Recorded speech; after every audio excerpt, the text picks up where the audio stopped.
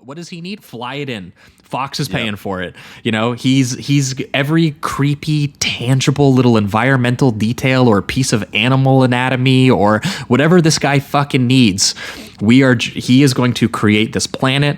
He is going to create a full life cycle stage for a monster, from egg form to, we'll talk about it, to the facehugger form, to the fucking to the embryo and the grotesque birth fetus element of this. And you know, this was all of the gooey innards and skeletal claws. Everything about this thing came from this man's brain, and man, it is just the way that it's incorporated into the sequence where they actually land, I think, is just fantastic. Because I mean, obviously you have the amazing miniatures and everything that they're doing of the actual exteriors of the ship and everything like that, but even the fog and the floodlights and the sense of scale while they actually, you know, do the landing party, where I think they break the ducks on the ship, right? And it's Kodo and Dean Stanton as the space maintenance crew are the ones who do like the buddy energy, like we'll fix it, you guys go do your thing, we'll fix it. And then it's Dallas, Lambert, and Kane who form the walking party to check out the actual signal, which is when you get them in the full tactile suits, courtesy of Cobb.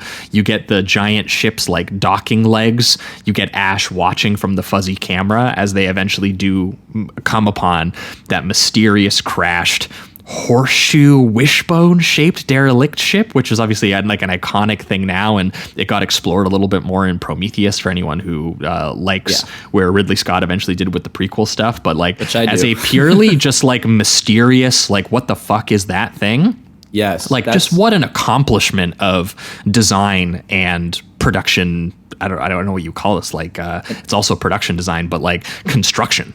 Yeah, and the thing is too, I remember, I mean, I watched Alien pretty early on when I was starting to watch horror movies and going back to the canon classics and everything, but I honestly forgot that he set up that whole imagery of the giant other species that we'll find out with Prometheus and all of that. Oh, it's all in here. But it's all in here, and I fucking love that, just because a lot of the time with those prequel stuff, they kind of just shoehorn in things rather than just expand. And I like that this imagery was already built into it. And I can't help but think like it's infinitely more terrifying when they stumble upon that giant body and it's been bursted out of the stomach. And you're like, well, like, if this thing is capable of being taken over, then what hope do we have? You know, it's that kind of thing.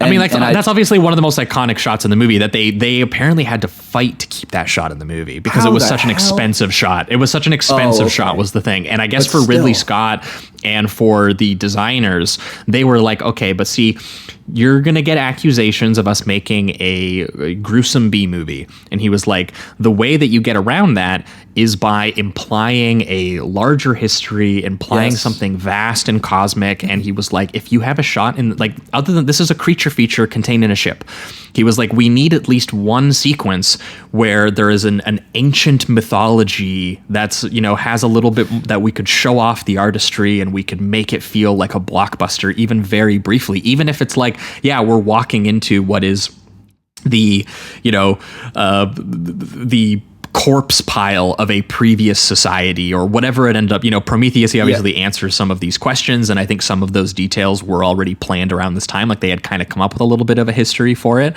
But the fact that as an audience member you're just there, and it does increase the vastness of just being like, well, what the hell is that? There is a history here. This is a big movie. And that was the thing, that the reason they said that we fucking need it. Yeah, it's going to cost a lot of money to let Giger build this giant set that we won't be able to really reuse for anything else because it's so specific.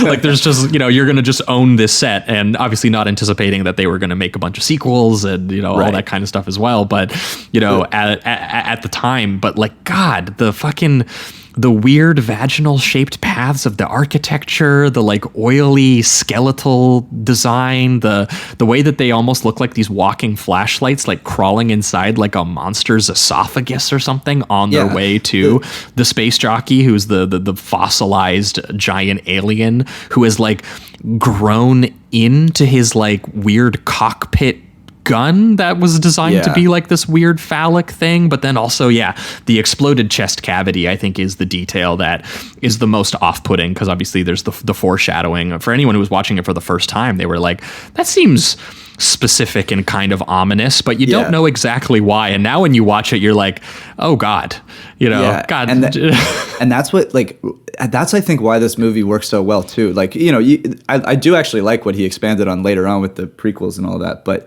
just the implication of this giant thing has been bursted through and something's there. If you've watched the movie already and you're watching it second, third, fourth time, like, that becomes infinitely more scary, because now there's implications too that this thing kind of takes on the form of whatever it's being birthed from, including size. And so if that, like, if it takes a human size when it takes over a human, which we'll eventually see, the implication is that there is a much bigger alien that was birthed because of this 10-foot, 20-foot man that we're seeing, like this other alien species, which does eventually come into play with the series. But just the implication itself is scary enough, and I think, like, that's brilliant. And I mean, when they enter into the spaceship and the walls look like they're made of human spines, basically, like, it's just incredibly unsettling. I love the pacing of the landing. Like, they show every single detail. You were already explaining, like, the landing pad and all of that, or the legs and everything, but this takes time. He takes like a full, I don't know, 5-10 minutes, it feels like, of space travel. It's arduous, man. It's work. Yeah, exactly. That's it. Including, like, the turbulence, the fact that they have protocols for how they operate while they're on a different planet.